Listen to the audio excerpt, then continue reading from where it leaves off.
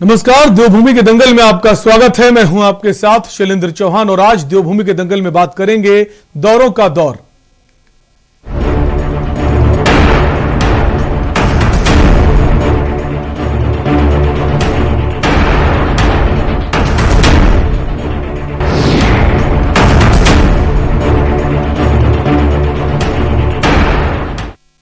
उत्तराखंड में विधानसभा चुनाव में बस कुछ ही समय बचा है। ऐसे में हर पार्टी अपनी मजबूती के लिए तैयारी कर रही है। भाजपा के कई बड़े नेता दिसंबर में उत्तराखंड के दौरे पर होंगे। प्रधानमंत्री नरेंद्र मोदी से लेकर भाजपा के राष्ट्रीय अध्यक्ष जेपी नड्डा जैसे बड़े नाम शामिल हैं।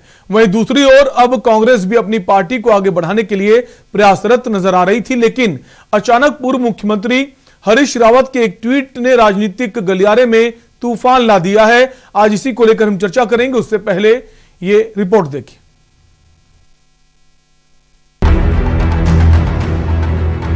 राजनेताओं का फाइनल एग्जाम यानी साल 2022 के चुनाव अब जल्द ही आने वाले हैं। ऐसे में हर पार्टी अपने बेहतरीन प्रदर्शन के लिए और सत्ता में आने के लिए इंगली चोटी का जोर लगा रही है। दिसंबर के महीने में भारतीय जनता पार्टी के कई बड़े नेता देवभूमि उत्तराखंड आएंगे। वहीं तीसरे विकल्प के रूप में उत्तराखंड में उभरी आम आदमी पार्टी भी परिवर्तन की लहर लाने के लिए तूफानी दौरे करती नजर आ रही है। अरविंद केजरीवाल और मनीष सिसोदिया का उत्तराखंड दौरा हो या फिर कर्नल अजय कोठियाल का दिल्ली दौरा, हर तरीके से दिल्ली की तर्ज पर उत्तराखंड में सरकार बनाने के लिए आम आदमी पार्टी पुरजोर तैयारी कर रही है। कांग्रेस की आपसी कलह ने बढ़ाई हाईकमान की टेंशन। गुटबाजी से डगमगाती कांग्रेस की नैया। हरदा, गोदियाल और प्रीतम दिल्ली के लिए तलब। हरदा का संगठन पर असहयोग का आरोप। हरदा के ट्वीट से देवभूमि में हलचल। कांग्रेस की कलह से भाजपा आपकी चांदी।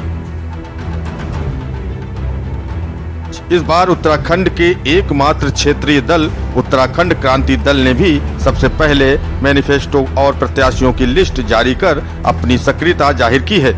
कुल मिलाकर तमाम पार्टियां चुनावी रणभूमि में उतरने के लिए तैयार हैं, लेकिन अब तक उत्तराखंड कांग्रेस की आपसी कलह हाईकमान की मेहनत और उनकी उम्मीदों पर पानी फेर रही है।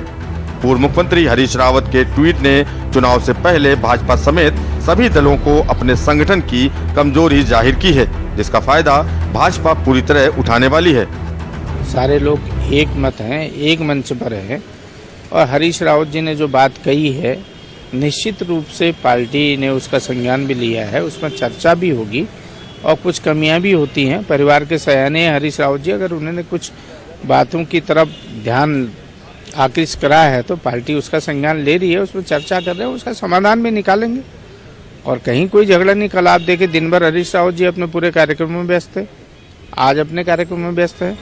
कल दिल्ली में चुनाव से संबंधित तमाम बैठकें हैं, दिल्ली जा रहे हैं सब लोग, सारे नेता दिल्ली बुलाए गए हैं, वहाँ बातचीत होगी और एक नए क्लेवर में नए उत्साह के साथ पार्टी के नेता फिर चुनाव मैदान में आएंगे और पार्टी को जिताने का काम करेंगे। उन्होंने अपने सभी बड़े नेताओं के कार्यक्रम लिए हैं। इसमें से भारत सरकार के 7 मंत्रियों का कार्यक्रम फाइनल हुआ है अभी, जिसमें राजनाथ सिंह जी हैं, नितिन गडकरी जी हैं, अन्य हमारे मंत्रीगण हैं, कुछ मुख्यमंत्रियों का कार्यक्रम भी हो गया है फाइनल। बाकी जैसे जैसे होगा, नरेंद्र मोदी जी का हो गया है, जैसे जैसे बाकी का होगा मैं आपको बताता रहूंगा। चुनाव नजदीक आते देख पार्टियों के अलावा निर्वाचन आयोग भी अपनी तैयारियां पूरी कर रहा है, पार्टियों पर नजर रख रहा है। आचार संहिता लागू होने में गिने चुने दिन शेष रह गए हैं। मुख्य चुनाव आयुक्त सुशील चंद्रा भी उत्तराखंड पहुंचकर राज्य निर्वाचन आयोग के पदाधिकारियों के अलावा राजनीतिक दलों के साथ बैठक करेंगे और रणनीति तैयार करेंगे। तैयारी किस तरह? हमारा तैयारी पूरा है। हमारा आरओ एआरओ का तैनाती होके उनका ट्रेनिंग भी अभी हो चुका है। हमारा फर्स्ट फ्लाइंग स्क्वाड्स और वीएसटीज और हमारा अकाउंटिंग टीम, उनका भी सभी तैनाती और ट्रेनिंग हो चुका है। उसके बाद जो हमारा वीवीपैट सीयू और बीयूस जो लेना है उसको भी लेके हमने फर्स्ट लेवल चेकिंग कराया है। अवेयरनेस प्रोग्राम उसका जिलों में चल रहा है, स्वीप एक्टिविटीज चल रहा है और हमारा समरी रिवीजन भी चल रहा है। 1/1/2022 को 18 ईयर जो भी होंगे वो सभी इसके लिए एलिजिबल है, तो हमारा तैयारी पूरा। कुल मिलाकर निर्वाचन आयोग के साथ साथ तमाम राजनीतिक दलों की तैयारियां जोरों शोरों से चल रही हैं, लेकिन कांग्रेस के आपसी कलह हाईकमान की टेंशन बढ़ा रही है।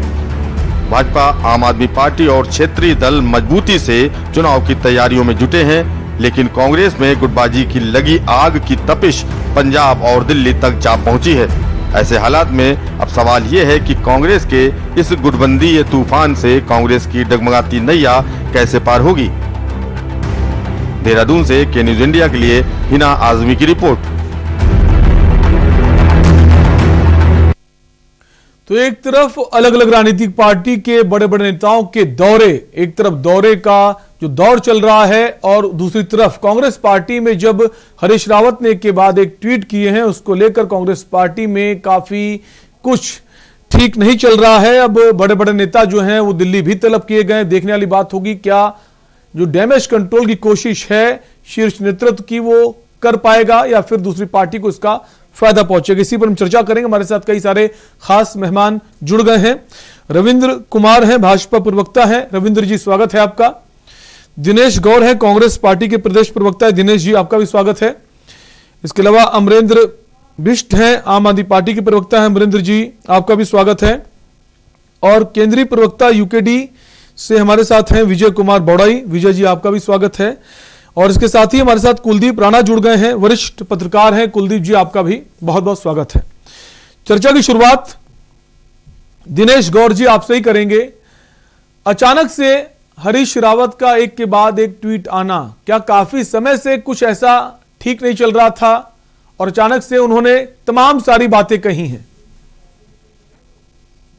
जी देखिए, हमने भी ये समाचार पत्रों के माध्यम से सुना है और जहां तक हरीश रावत जी की बात है, कांग्रेस पार्टी के बहुत सीनियर लीडर हैं और हमारे सांसद रहे हैं, हमारे केंद्रीय मंत्री भी रहे हैं हमारे, और हमारी सरकार में उत्तराखंड के मुख्यमंत्री भी रहे हैं, प्रदेश अध्यक्ष भी रहे हैं। तो वो तमाम बड़े पदों पर रहे हैं और हो सकता है कुछ कोई बात अगर कुछ ऐसी होगी तो ऐसा नहीं है कि इसको हम इतना बड़ा तूल दें कि हमारे परिवार की बात है और इस मामले को सुलझा लिया जाएगा।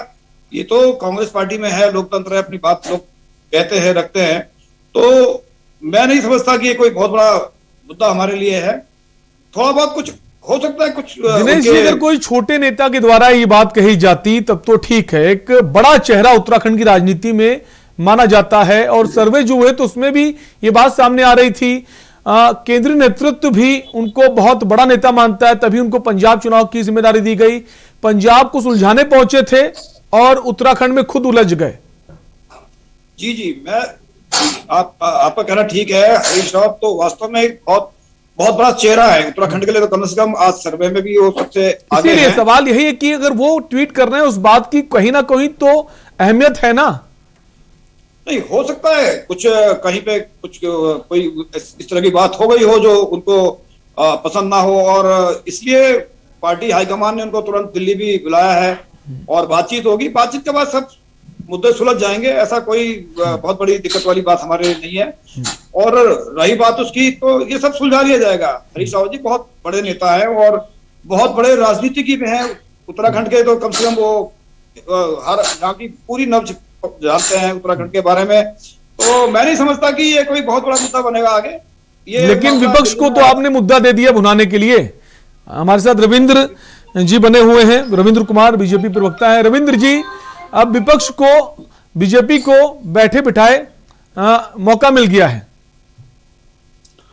भाई साहब, पहले तो मैं सभी के न्यूज के दर्शकों को नमस्कार करना चाहूंगा और माननीय हमारे प्रवक्ता दिनेश जी ने, कांग्रेस के ने कहा कि ये परिवार का मसला है और परिवार का मसला जो है वो कभी भी जो है वो बीच रोड पे नहीं आता।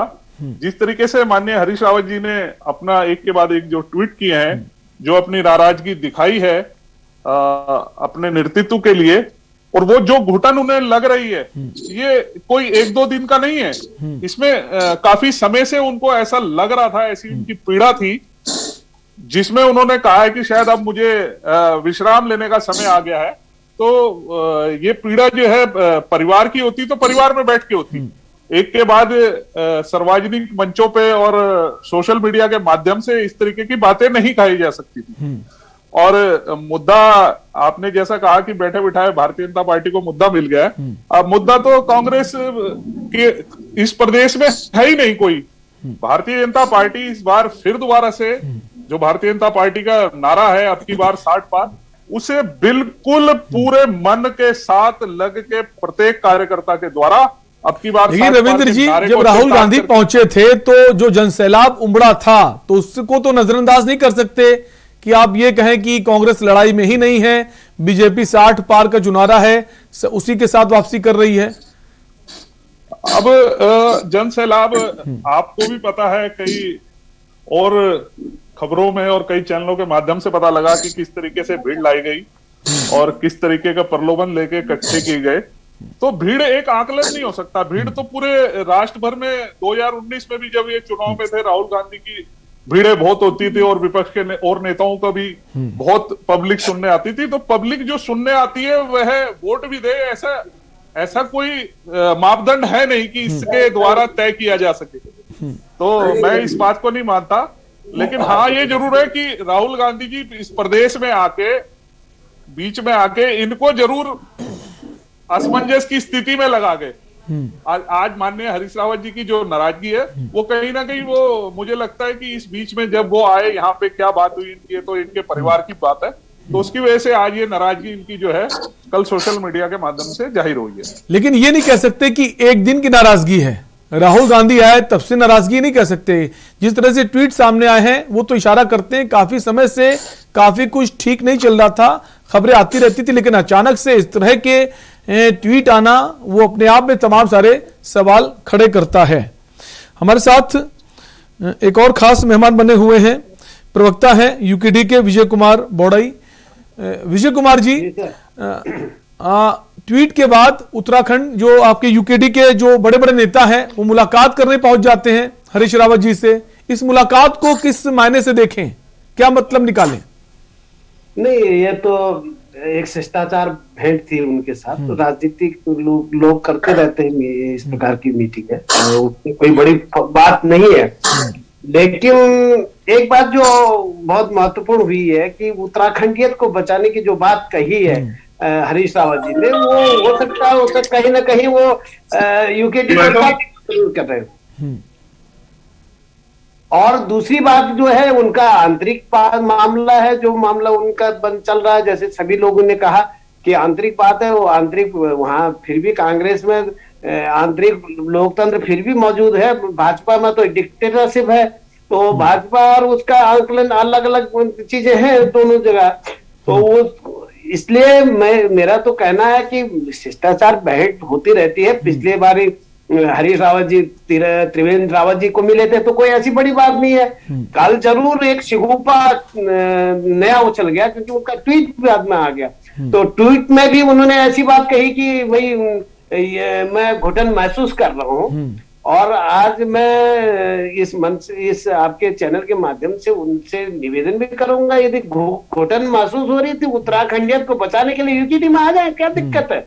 अरे आप यदि उत्तराखंड को बचाने के लिए और भाजपा में भी कुछ लोग घुटन महसूस कर रहे हो, आ जाए, हम उनका स्वागत है सबका।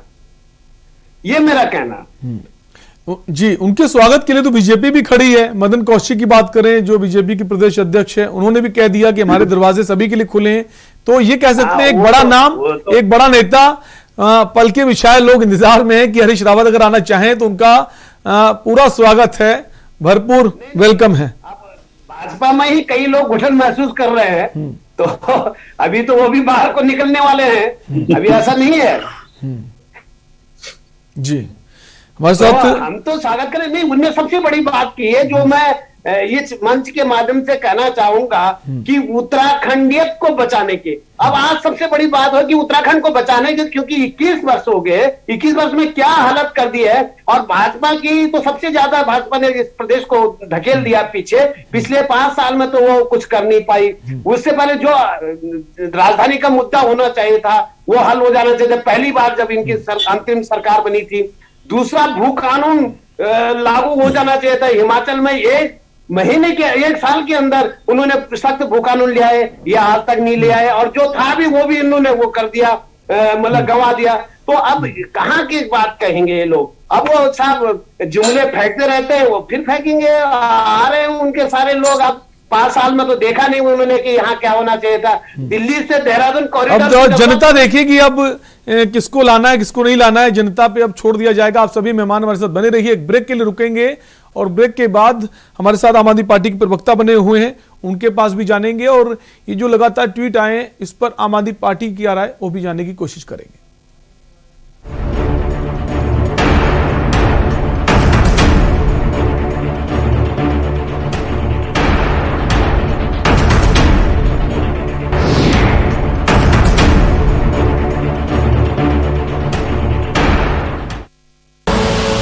आप देख रहे हैं के न्यूज, खबरों का सारथी। हमारे देश की धरोहर योगा आज पूरी दुनिया अपना रही है। मैं खुद डेली योगा करता हूं और मुझे यकीन मानिए इससे बहुत फायदा हुआ है। मैं चाहता हूं कि हर दिल्ली वासी भी योगा का लाभ उठाए, हर दिल्ली वासी योगा को अपनाए, स्वस्थ रहे। इसके लिए दिल्ली सरकार शुरू कर रही है दिल्ली की योगशाला। पूरी दिल्ली में हर कॉलोनी, हर गली, हर मोहल्ले में जहां भी लोग योगा करना चाहेंगे, सीखना चाहेंगे, दिल्ली सरकार वहां पे मुफ्त अपने ट्रेंड योगा इंस्ट्रक्टर्स भेजेगी और आपकी कॉलोनी में भी चलेगी दिल्ली की योगशाला।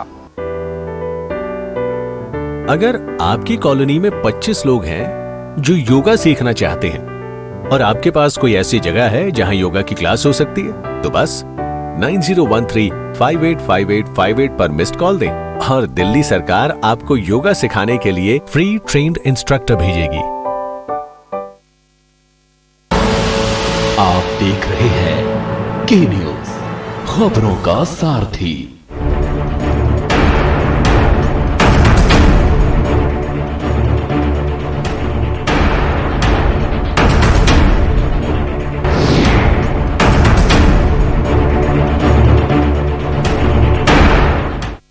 ब्रेक के बाद एक बार फिर आपका स्वागत है। आप देख रहे हैं देवभूमि के दंगल और हम बात कर रहे हैं दौरों के दौर की और दौरों के दौर के साथ साथ हरीश रावत जो पूर्व सीएम हैं उनका जो ट्वीट कल आया एक के बाद एक, उसको लेकर सियासत उत्तराखंड में गर्म हो गई। जहां कांग्रेस में सब कुछ ठीक नहीं चल रहा, वहीं बीजेपी को एक मुद्दा मिल गया है, इसको भुनाने का। इसी पर हम चर्चा करें, हमारे साथ कई सारे खास मेहमान बने हुए हैं।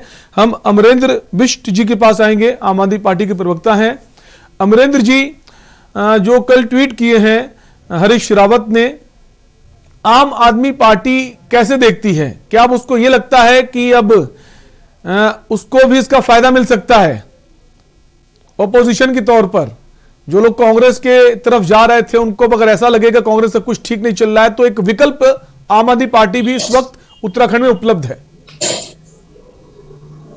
देखिए, निश्चित तौर पर कांग्रेस हो या बीजेपी हो या उत्तराखंड के जो विषय है उन विषयों को जो लेकर के जो भी चिंता करते हैं वो आम आदमी पार्टी के साथ खड़े हो रहे हैं। जहां तक हरीश रावत जी के ट्वीट का मायने है, मैं अभी बुद्धिजीवी प्रवक्ताओं की बातचीत को सुन रहा था। मैं उत्तराखंड क्रांति दल के और भारतीय जनता पार्टी के अध्यक्ष जी की जो आपने बाइट चलाई, मैं उनको सुन रहा था और उनका ये कहना है कि हरीश रावत जी यदि कांग्रेस में घुटन महसूस कर रहे हैं तो उनकी पार्टियों में आ जाए। मेरी समझ में ये बात आती नहीं दरअसल कि कल तक जिस हरीश रावत जी को गरियाने का काम, जिस हरीश रावत को लेकर के उन पर तरह तमाम आरोप लगाने वाली जो पार्टियां हैं, ये अचानक से उनका ऐसा क्या हृदय परिवर्तन हो रहा है कि वो कह रहे हैं कि हरीश रावत उनकी पार्टी में आ जाए। इसका मतलब कहीं ये तो नहीं है कि हरीश रावत अच्छे आदमी है और बेवजह उनकी आलोचना करते हैं राजनीतिक लिहाज से, कहीं ऐसा तो नहीं है। दूसरी बात, हमारा ये कहना है कि जहां तक मेरा निजी अनुभव है और मुझको लगता है कि हरीश रावत जी कभी किसी पार्टी में जाने वाले नहीं है। हरीश रावत जी बहुत विषम परिस्थितियों में भी, जब वो कई बार उनके निजी प्रयास से कांग्रेस ने इस राज्य में जीत दर्ज की और उसके बावजूद भी वो अपनी पार्टी, और उसके बाद भी जब किसी बहुगुणा जी और तिवारी जी और अन्य कई लोग जो है उनकी मेहनत पर उनको राजपाट मिल गया और हरीश रावत तब भी किनारे रहे और उसके बावजूद भी उन्होंने कभी कांग्रेस पे किनारा नहीं किया। तो हरीश रावत के ट्वीट का मायना सीधे मायने निकाले जा सकते हैं कि वो इस समय अपनी पार्टी पर दबाव बना रहे हैं, क्योंकि वो लगभग 50 साल से कांग्रेस में काम कर रहे हैं। 50-52 साल की उनकी कांग्रेस के भीतर राजनीतिक यात्रा है। विषम परिस्थितियों में उन्होंने कांग्रेस को छोड़ा नहीं। वो कांग्रेस परिवार को, मतलब इंदिरा गांधी जी से लेकर के आज राहुल गांधी तक की ये जो 3-4 पीढ़ियां हैं, वो हर पीढ़ी को समझते हैं, उन्हें मालूम है कि कहां किसको दबाव में लाया जा सकता है।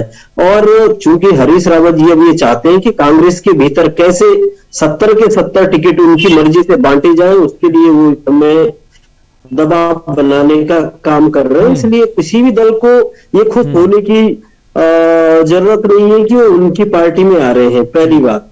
दूसरी बात, मैं ये कहना चाह रहा हूं कि उत्तराखंडियत को लेकर के हरीश रावत जी जिस तरह से बात करते हो पहले से ही कर रहे हैं, लेकिन कल उन्होंने बहुत सूझबूझ के साथ, जिस तरीके से उनका राजनीतिक अनुभव है, उन्होंने उत्तराखंड क्रांति दल के नेताओं की एक तरफ उनके साथ चाय पीते हुए फोटो पोस्ट किए, और वहीं दूसरी बात ये नहीं, यूकेडी के जो हमारे प्रवक्ता उन्होंने कह दिया है कि एक शिष्टाचार भेंट थी, उसको अलग तरह से नहीं लेना चाहिए। एक ब्रेक के लिए रुकेंगे और ब्रेक के बाद हमारे साथ वरिष्ठ पत्रकार कुलदीप राणा जी भी बने हुए हैं, उनसे भी जानेंगे इस पूरे घटनाक्रम को लेकर उनकी क्या राय है।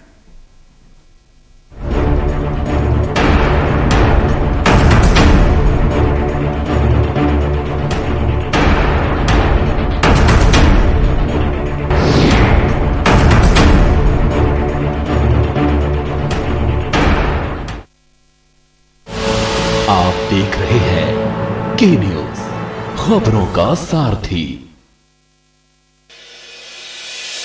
2025 में जब ये हमारा राज्य, जब ये 25 वर्ष का होगा, हम सबकी जिम्मेदारी है कि वो नंबर 1 का उत्तराखंड हो। 19-20 के फेर में ये दुनिया, 25 की सोचने वाले हमने कनेक्टिविटी को विकास का मूल मानकर कार्य किया है। इसी का नतीजा है आज उत्तराखंड पर्यटन के मानचित्र पर और अधिक मजबूती के साथ अपनी सदानत छवि को उकेर रहा है। हर क्षेत्र में हम हो आगे, उत्तराखंड हो नंबर 1, मेरा उत्तराखंड हो नंबर 1। 18,000 करोड़ से भी अधिक की विकास योजनाओं का लोकार्पण व शिलान्यास किया जा रहा है, जिसमें दिल्ली देहरादून एक्सप्रेस वे भी शामिल है। इस एक्सप्रेस वे के बनने से दिल्ली से देहरादून की दूरी मात्र 2 घंटे में पूरी की जाएगी। कुछ वर्ष पूर्व ऐसा सोचना भी अकल्पनीय सा लगता था। मौसम से बदलाव है देखे, बीते कल ने आज देखे, पगडंडी ने सड़क है देखी, नदियों ने पुल बनते देखे, हर दिन होता सुंदरता समृद्धि का संगम। हर क्षेत्र में हम हो आगे, उत्तराखंड हो नंबर 1, उत्तराखंड हो नंबर 1। जितना भी समय हमारे पास है, उस समय का हम एक एक पल और एक एक क्षण उत्तराखंड की 1 करोड़ 25 लाख जनता को समर्पित कर दिया। हमने इन 4-4.5 महीने के कालखंड में 500 से भी अधिक निर्णय कर दिए। अधिकांश की हमने जो है शासनादेश निकाल दिए। नई दिशा अब नई डगर है, ना मन में कोई अगर मगर है, दृढ़ निश्चय की अगुवाई में एक लक्ष्य पर सबकी नजर है, असंभव को संभव करते वो रखते हैं दम। हर क्षेत्र में हम हो आगे, उत्तराखंड हो नंबर 1, उत्तराखंड हो नंबर 1। सूचना एवं लोक संपर्क विभाग उत्तराखंड द्वारा जनहित में जारी। प्रगति की ओर उत्तराखंड। जुबान के लिए उड़ चला गैरों की जमीन पर, खुशबू अपने पन की ढूंढता, और दूर कितना भी जाओ, इस जुबान से दूर ना जा पाओगे। रुमल, बोलो जुबान केसरी। आप देख रहे हैं के न्यूज, खबरों का सारथी।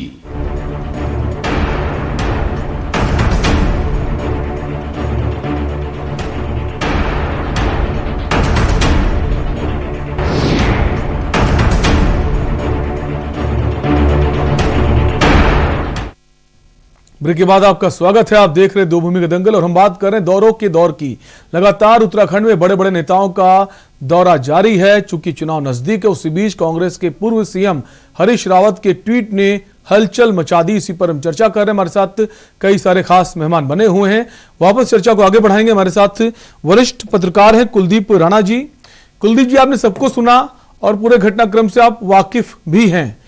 क्या ये माने हरीश रावत ने जो ट्वीट किया है, एक चेहरा जो है मुख्यमंत्री का अभी तो घोषित नहीं किया गया था कांग्रेस पार्टी की तरफ से, क्या उनकी यह मंशा है कि मुख्यमंत्री का चेहरा एक बार घोषित हो जाए तो बाकी चीजें जो हैं वो ठीक हो जाएं?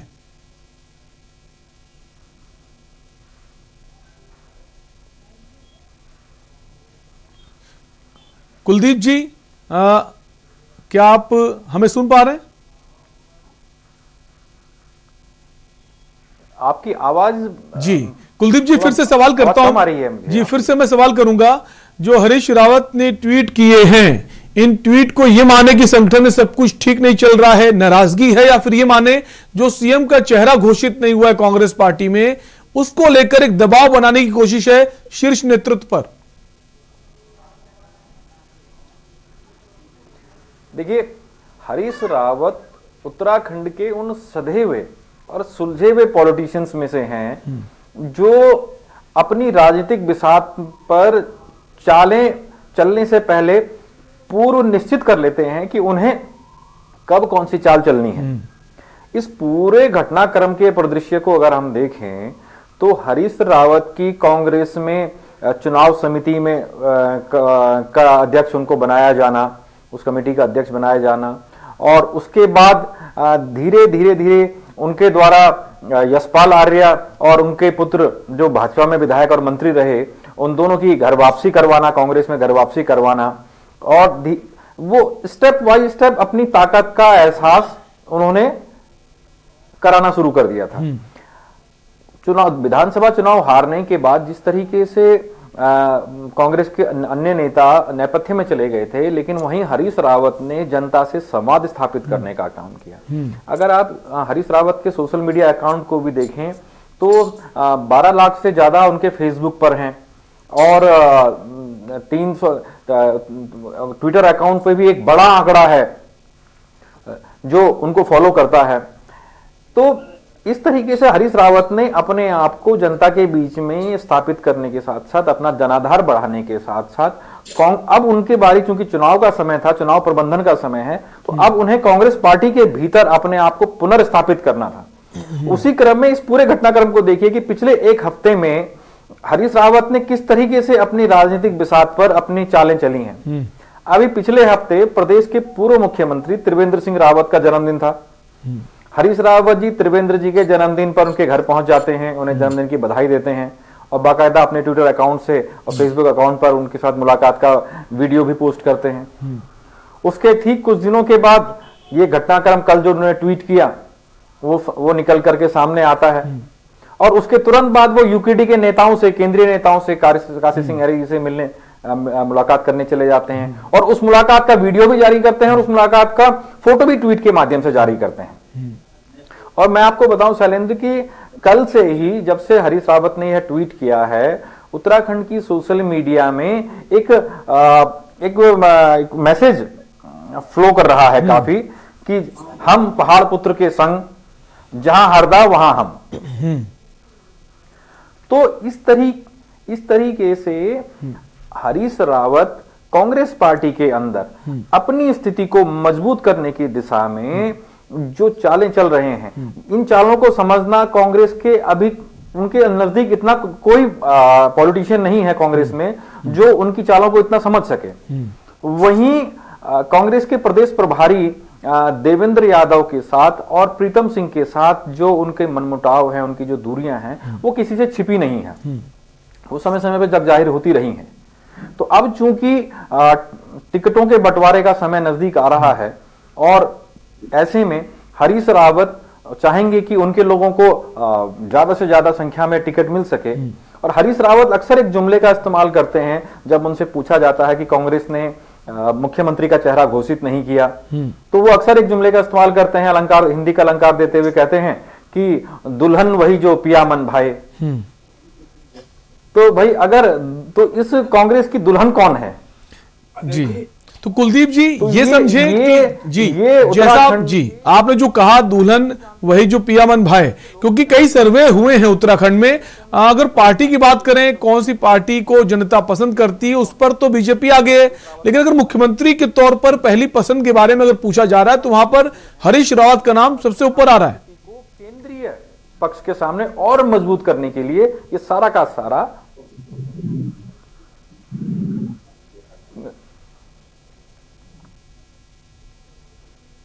जी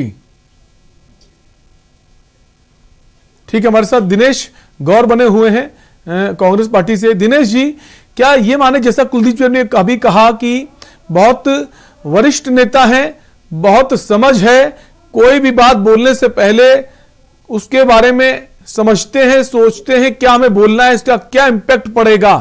ऐसे ही वो ट्वीट नहीं करते हैं। तो ट्वीट अगर किए गए सोच समझ के किए गए हैं तो नाराजगी तो है, और संदेश देना चाहते हैं शीर्ष नेतृत्व को कि अब वक्त आ गया है, आप चेहरा घोषित कर दें।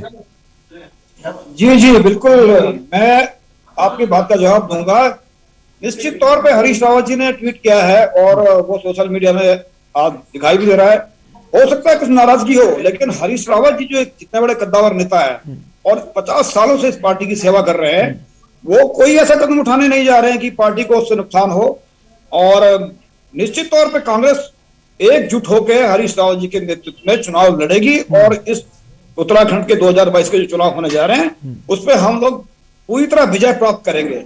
और ये कोई बहस का मुद्दा नहीं है, ये मैं पहले ही कह चुका हूँ, ये हमारे परिवार का आपसी मसला है। हो सकता है कहीं पे परिवार में हो जाता है, कहीं पे मनभेद हो जाते हैं, कहीं मतभेद हो जाते हैं, तो वो सुलझा लिए जाएंगे और निश्चित तौर पर हाईकमान हरीश रावत जी से बात करेगा। हरीश रावत जी कोई छोटे मोटे नेता नहीं है। हरीश रावत जी उत्तराखंड के एक शख्सियत है और कांग्रेस पार्टी के तो हमारे तो वो नेता है। और ऐसा नहीं है कि आज उन्होंने अगर ट्वीट किया तो एक बहुत बड़ा बहस का मुद्दा हो गया। मैं कहता हूँ बहस का मुद्दा तो आज ये है कि भारतीय जनता पार्टी ने जो पिछले 5 साल जो जिस तरह का शासन चलाया है और जिस तरह का खेल खेला गया नौजवानों के साथ, बेरोजगारी में, महंगाई में, किसी भी चीज में मुद्दे ये होने चाहिए। बेसिकली मुद्दे तो ये है हरीश रावत जी की नाराजगी से कांग्रेस पार्टी को नुकसान हो। दिनेश जी, आपको यहाँ रोकना चाहूंगा, जो ब्लास्ट हुआ था लुधियाना में कोर्ट में, उसको लेकर पंजाब के जो सीएम है चरणजीत सिंह चन्नी, वो क्या कुछ कह रहे हैं, आपको एक बार सुना देते हैं। ਚੁਣਾਵ ਨੂੰ ਦੇਖ ਕੇ ਹੋ ਸਕਦਾ, ਪੰਜਾਬੀਆਂ ਨੂੰ ਡਰਾਉਣ ਦੀ ਕੋਸ਼ਿਸ਼ ਹੋ ਸਕਦੀ ਜਾਂ ਨਸ਼ੇ ਦੇ ਸੁਦਾਗਰਾਂ ਦਾ ਹੋ ਸਕਦਾ। ਕੀ ਹੋਏਗਾ ਇਹ ਆਉਣ ਵਾਲੇ ਦਿਨਾਂ ਸਾਹਮਣੇ। ਰਿਪੋਰਟ 2 ਦਿਨ ਦੇ ਵਿੱਚ ਆਉਣੀ ਸੀ, ਉਹ ਰਿਪੋਰਟ ਦਾ ਕੀ ਹੋਇਆ? ਗ੍ਰਹਿ ਮੰਤਰੀ ਰੰਧਾਵਾ ਸਾਹਿਬ ਵੀ ਨਾਲ ਖੜੇ ਨੇ, ਦਰਬਾਰ ਸਾਹਿਬ। ਇਹ ਐਕਚੁਅਲੀ ਇਹਦੇ ਵਿੱਚ ਇਹ ਹੈ ਕਿ ਐਸਜੀਪੀਸੀ ਨੇ ਇੱਕ ਆਪਣੀ ਸਿੱਟ ਬਣਾਤੀ ਹੈ, ਉਹਨਾਂ ਨੇ ਆਪ ਤਹਿਕੀਕਾਤ ਕਰਨੀ ਸ਼ੁਰੂ ਕਰ ਦਿੱਤੀ ਹੈ। ਅਸੀਂ ਕਿਸੇ ਤਰ੍ਹਾਂ ਵੀ ਧਰਮ ਦੇ ਵਿੱਚ ਇੰਟਰਫੇਅਰ ਨਹੀਂ ਕਰਨਾ ਚਾਹੁੰਦੇ।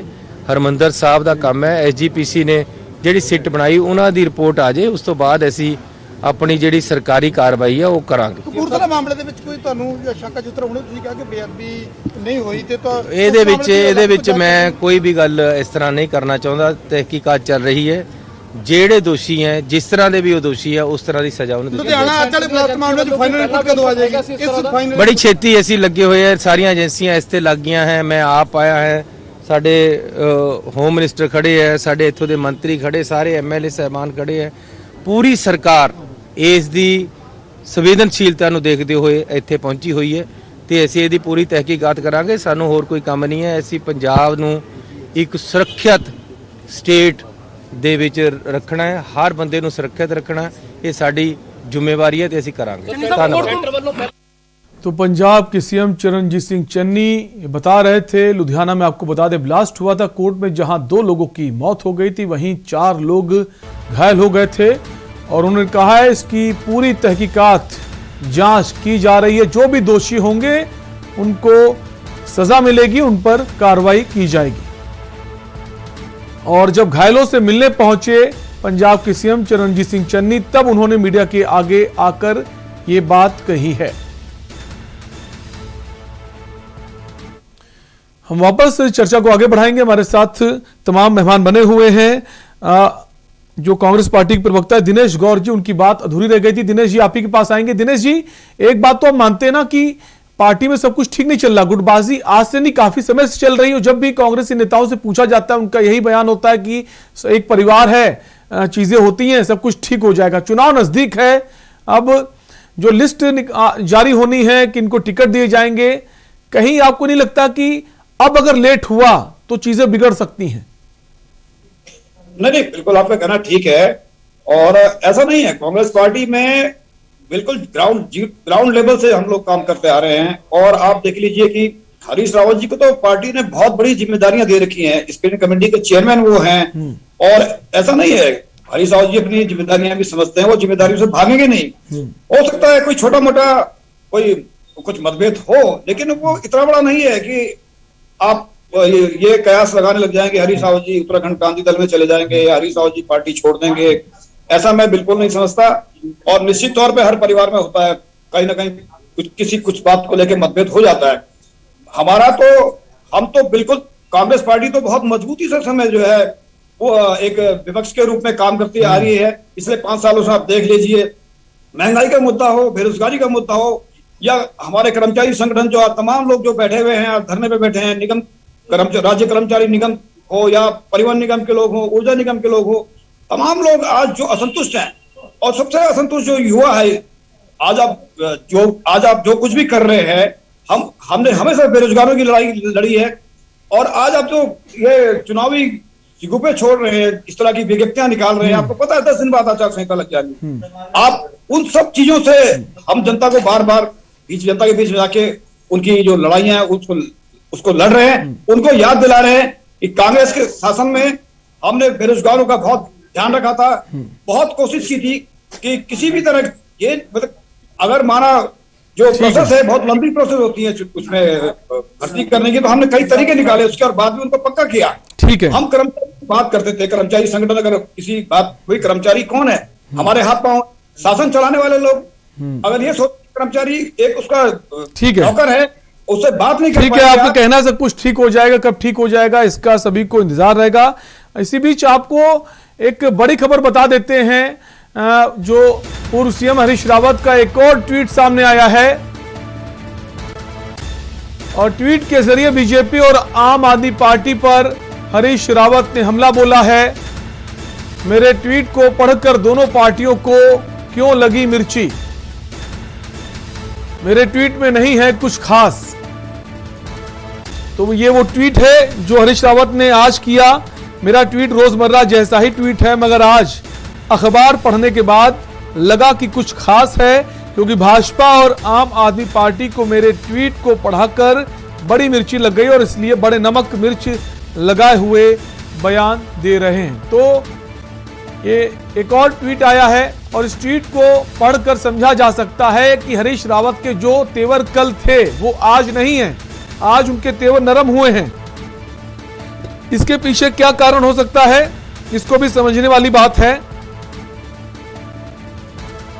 वापस हम आएंगे, हमारे साथ बीजेपी से बने हुए हैं रविंद्र कुमार जी। रविंद्र कुमार जी, एक और ट्वीट आ गया है, उनका कहना आम आदमी पार्टी और बीजेपी जो हर मिर्च नमक लगाकर बयान दे रही थी मत दे, मतलब जो कल ट्वीट थे उससे ये अलग है और वो तेवर अलग हैं, इसका मतलब कहीं जाने वाले नहीं है वो। मुझे तो इस ट्वीट पे ही बड़ी हंसी आ रही है कि कल जिस ट्वीट के जरिए इन्होंने अपना दुख प्रकट किया था, आज उसको ये मिर्च लगा बता रहे हैं, कुछ मेरी तो समझ से परे है।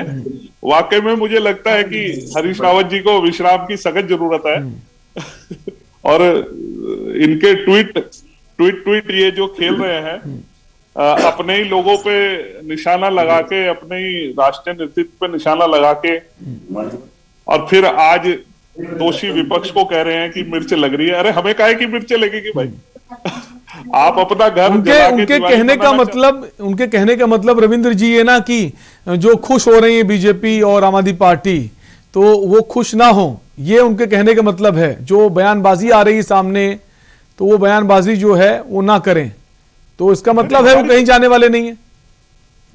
वो कहीं जाए ना जाए ये तो उनका अपना मन है, उनकी अपनी समझ है, और बहुत पुराने लीडर हैं, हम सभी उनका सम्मान करते हैं।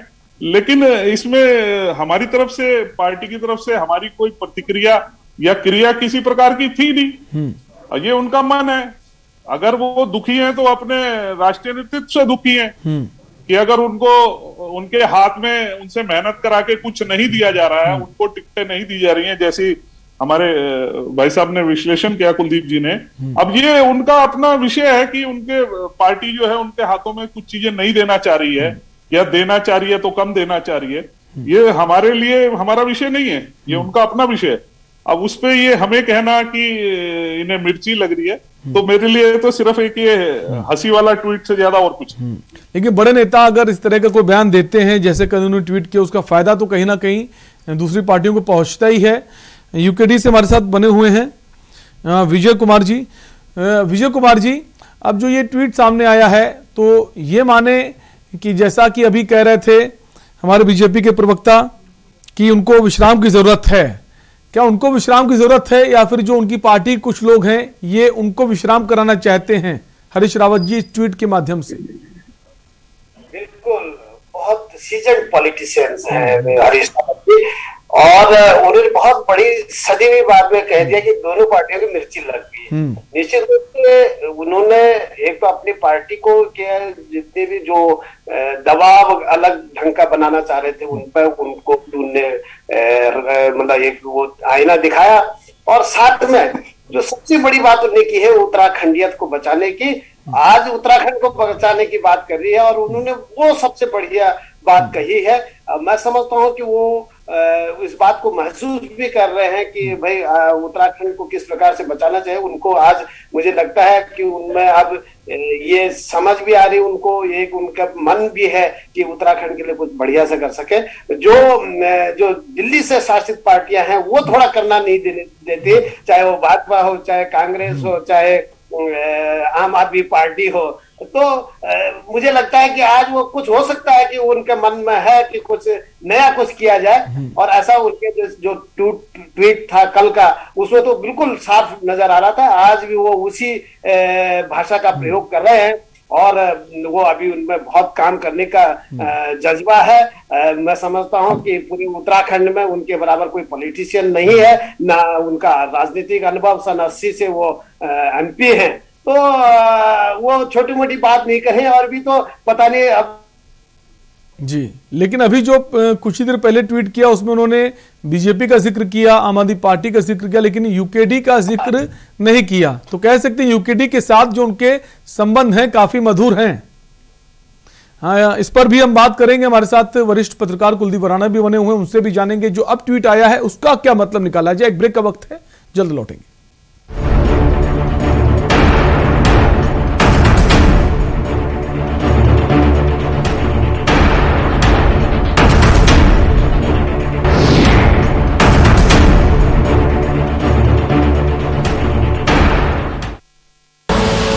आप देख रहे हैं के न्यूज, खबरों का सारथी। 2017 से पहले आस्था का होता था अपमान, 2017 के बाद उसे मिल रहा उचित सम्मान। फर्क साफ है। 2017 से पहले रंगदारी के कारण करना पड़ता था पलायन, 2017 के बाद सुरक्षित माहौल में हो रही घर वापसी। फर्क साफ है। 2017 से पहले मारा जाता था गरीबों का हक, 2017 के बाद PM आवास के जरिए मिली पक्की छत। फर्क साफ है। 2017 से पहले भूमाफिया रहते थे मौज में, 2017 के बाद रहते हैं जेल में। फर्क साफ है। खुदी को आजमाया है तो ये अंदाज आया है, खुदी को आजमाया है तो ये अंदाज आया है। तुम में भी मैं हूं, शुद्ध प्लस पान मसाला। आप देख रहे हैं के न्यूज, खबरों का सारथी।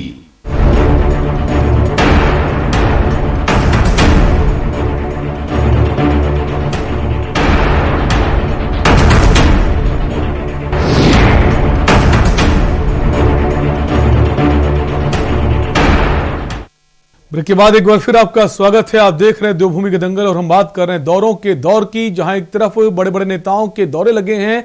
अब प्रधानमंत्री को एक बार फिर से उत्तराखंड आना है, राष्ट्रीय अध्यक्ष JP नड्डा भी आने वाले हैं। वहीं कांग्रेस पार्टी में सब कुछ ठीक नहीं चल रहा है। हालांकि राहुल गांधी की जो जनसभा हुई उसमें काफी लोग पहुंचे, तो एक तरफ कांग्रेस का अच्छा माहौल बन रहा था, लेकिन हरीश रावत के ट्वीट ने काफी कुछ बिगाड़ दिया है, जिसको जो डैमेज कंट्रोल है उसको लेकर शीर्ष नेतृत्व सक्रिय हो गया। इसी पर हम बात कर रहे हैं। कई सारे खास मेहमान बने हुए हैं। वापस हम आएंगे। हमारे साथ अमरेंद्र बिष्ट हैं, आम आदमी पार्टी के प्रवक्ता हैं। अमरेंद्र जी, अभी कुछ ही देर पहले ट्वीट किया एक बार फिर से हरीश रावत जी ने, और इस बार उन्होंने कहा है कि बीजेपी और आम आदमी पार्टी जो है हरी मिर्च नमक लगाकर बयानबाजी जो कर रहे हैं वो मत करें। देखिए, इसी चर्चा के इसी डिबेट के पहले दौर में जब आपने मुझे बात रखने का अवसर दिया तो मैंने उसी समय इस बात को कह दिया था कि हरीश रावत जी हमें हरीश रावत जी हमारी पार्टी में आने वाले नहीं है और ना ही हमको उनकी आवश्यकता है, क्योंकि मैंने उनके 50 साल के राजनीतिक इतिहास के बारे में भी बताया कि वो किस तरह से अपनी राजनीति को आगे बढ़ाते हैं। तो मैं मोटा मोटा कहूं तो कांग्रेस एक सर्कस है और हरीश रावत जी और राहुल गांधी उस सर्कस के रिंग मास्टर है, और कांग्रेस को कैसे संचालित करना है ये हरीश रावत जी बहुत बेहतर जानते हैं। इस बात को मैं पहले चरण में कह चुका हूं। अब जब हमने उनका न तो स्वागत किया, न हमने उनके ट्वीट पर कोई टिप्पणी की, तो हमको मिर्ची काहे की लगेगी? हमारी पार्टी को कोई मिर्ची नहीं है। हम तो चाहते हैं कि हरीश रावत जी कांग्रेस से बाहर निकल जाएं और अपनी कोई पार्टी बना ले, वो यूकेडी के साथ चले जाएं या वो कांग्रेस में रहेंगे, उनके निजी मामले हैं, हमें कोई मिर्ची नहीं है। अब वो अपनी बातों से, जैसा आपने कहा कि आज बिल्कुल उलट उनका ट्वीट आया है, तो हरीश रावत जी बहुत वरिष्ठ नेता हैं, लेकिन वो कभी कभी सर के बल उल्टे होने की कला भी वो जानते हैं कि तुरंत उल्टा हो जाना चाहिए।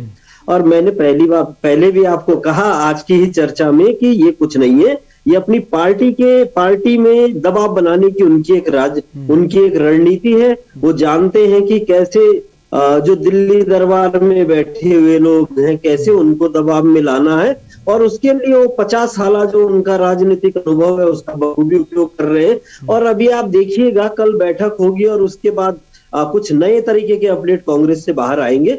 हमारी पार्टी को हरीश रावत जी के कांग्रेस में रहने, कांग्रेस से बाहर जाने, इससे कोई मतलब नहीं है और हमारी पार्टी में उनका कोई स्वागत भी नहीं है। जी ठीक है, आपकी पार्टी में स्वागत नहीं, लेकिन आपकी पार्टी के जो बड़े नेता उनकी तरफ से बयान तो आया ही होगा, तभी उन्होंने ट्वीट में आपकी पार्टी का भी जिक्र किया।